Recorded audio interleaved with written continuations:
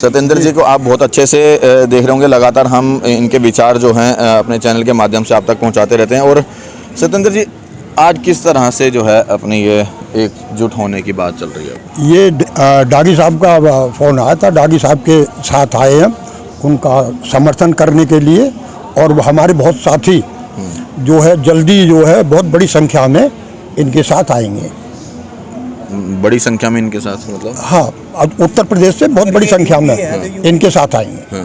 तो क्या होगा बड़ी संख्या में? मतलब बड़ी संख्या में जब ये मतलब हरियाणा की तरफ से ऐड हैं तो हम इनको मानते हैं। कोई दूसरा ज़बरदस्ती बन रहा है उसको हेड नहीं मानते हम, उसको तो हम कहीं मानते ही नहीं। उसके जो हम चले गए थे उसकी गंदी भाषा की वजह से जो उसका मतलब मानसिक संतुलन जो है खराब है, उस वजह से हम निकल गए थे। और अब दोबारा फिर जुड़ोगे?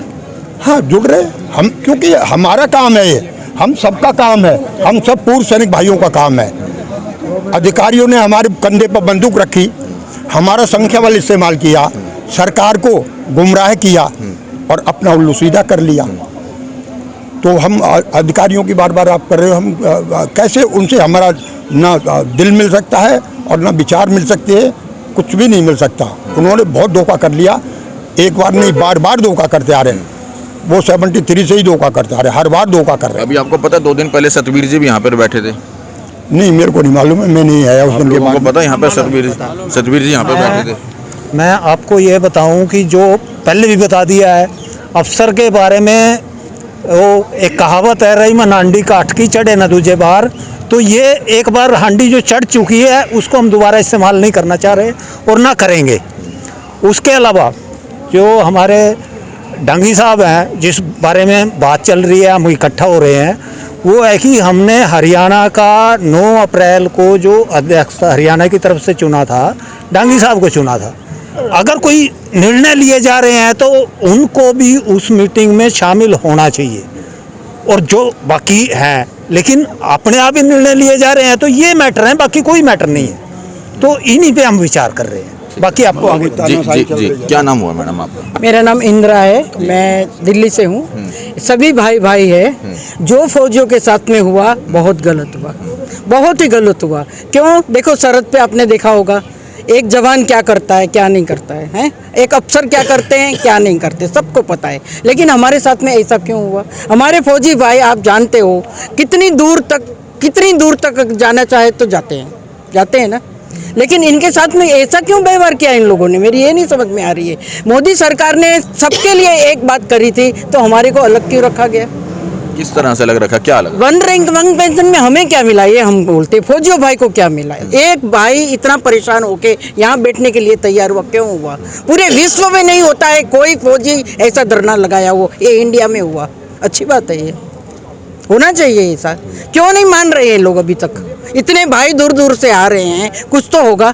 आप कुछ सोल्यूशन निकालो, रिवीजन करो, आप क्या कहाँ गलती है, किसने करी गलती, फिर उसका जवाब दो। ऐसा क्यों आगे आगे बढ़ा रहे हो? काम खत्म करो।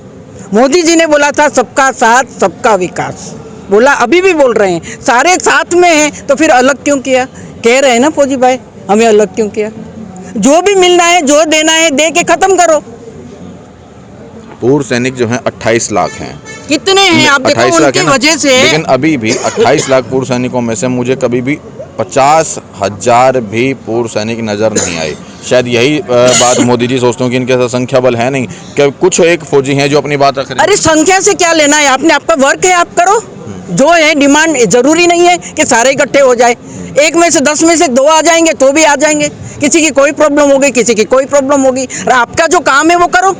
संगठन खास इकट्ठा करने से काम नहीं होता है, आपको रिवीजन करना पड़ेगा आपकी कहाँ गलती है। चाहे मोदी जी की है, चाहे स्टाफ की है, इसको हमें नहीं पता है, लेकिन हमें जो देना है वो दो, खत्म करो बात, बस। लेकिन मोदी जी हमेशा जो है ये बताते हैं कि मैंने जो है जवानों के लिए पूरी चीज की है। तो फिर ये घर से खाली है जो यहाँ के बैठेंगे?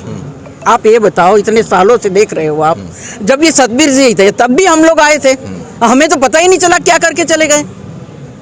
क्यों क्या हुआ हम लोगों? तो ये क्यों आए हैं, ये आप सोचो। पता क्यों नहीं लगा? क्या कैसे पता लगेगा? जब हमारा रिजल्ट आया, जब पता चला कि ये क्या हुआ। हमारे पास रिजल्ट आया कि हमें क्या मिला, उन्हें क्या मिला, उसके बाद पता चला। इससे पहले पता ही नहीं चला तो हमें। आज भी बैठे अपना धरने तो पे। हमें कोई काम ही नहीं आ रहे हो, कहाँ काम आएगा? हमारे साथ आए, क्या करके गए? जो डिसीजन जो हम लोग इतने सब जगह से आए हैं, सारे लोग यहाँ पे हैं, कभी उन्होंने आके पूछा भाई क्या बात है? पहलवान जी से बात करी, चाहे इनसे करी, चाहे हमसे करी, किसी से भी करी, कभी भी उन्होंने ये बोला कि क्या प्रॉब्लम है? वो तो अपने फ्री हो गए, काम हो गया उनका, बात खत्म। हम किसी अफसर का नाम नहीं ले अभी वो रहे, 2 दिन- ना हमें किसी अफसर से कोई दुश्मनी है। हमारे जवानों को जो चाहिए वो मिलना चाहिए। अभी 2 दिन पहले भी वो यहाँ पर बैठ के गए, अपनी बात रख के गए कि OROP2 के लिए मैं OROP के लिए लड़ रहा तो हूँ। क्यों नहीं कर रहे हो? भी करो ना, फिर करो, जब हाथ में आएगा, जब किया दिखाई देगा। ऐसे बात करने से तो बात नहीं होती है। अच्छा, आपको नहीं लगता है कि जितने भी संगठन हैं, अगर हम सब उनके साथ मिल करके या उनको अपने साथ मिलाकर, उनको हमें मिलाना चाहिए था जिस टाइम पे ये अपना काम कर रहे थे। जो अपनी बात उन्होंने कर ली, जो लेके चले गए, उसके बाद नजर नहीं आए, उनको तब कहना चाहिए था। नजर तो भाई, हुआ था यहाँ पे तो हमारा काम तो नहीं हुआ ना जी। ये सोचो ना आप, ये भाई लोग क्यों आए हैं, ये फौजी क्यों आए हैं? कोई कहाँ सरहद पे बैठा है? आपने कोरोना में देखा था ना, किसने काम किया? फौजियों ने काम किया ना, किया ना। एक जवान के हाथ आप देखो क्या हो रहा है, बच्चे वहाँ कहाँ रहते हैं, वो कहाँ रहता है, इतनी इतनी सर्दियों के अंदर में वो कितना काम करते हैं, और उनके साथ में क्या हुआ? अब 30 मई को आप लोग क्या बड़ा करने वाले हैं? क्योंकि आप लोग लगातार कॉल देते समय गए। बताएगा, समय बताएगा क्या होगा। कभी आगे आगवानी होती नहीं है, गट्ठे होंगे सारे, सब जगह से सब कोई आ रहा है, आना भी चाहिए। कितने फौजी हैं अभी, बहुत ऐसे फौजी हैं जो काम कर सकते हैं, उनको काम दो। हिंदुस्तान में काम की कमी है क्या? अब फौजी कहीं ऐसे रिटायर्ड मैन है जो अभी भी 10 साल काम कर सकते हैं, उनको कुछ रोजगार दो, अच्छा उनको काम पे लो। वो भी नहीं कर रहे हैं। कितने हजार सैनिक ऐसे घूम रहे हैं रिटायर्ड के बाद में, जो कर सकते हैं।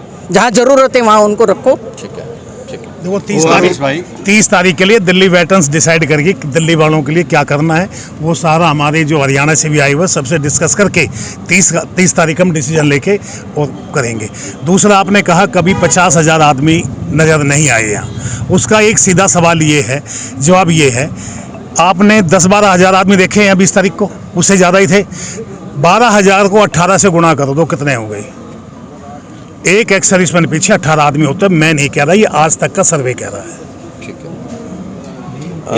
एक और ये ORP की जो पार्लियामेंट्री कमेटी बनी थी कोश्यारी जी की, वो बनी थी कि भाई जो शॉर्ट टर्म सर्विस करके आते हैं, फॉर एग्जांपल मैं 15 साल 8 महीने की उम्र में भर्ती हो गया था एज ए नेवी बॉय, और जब मैं 32 साल का था तो मैं पेंशन आ गया था।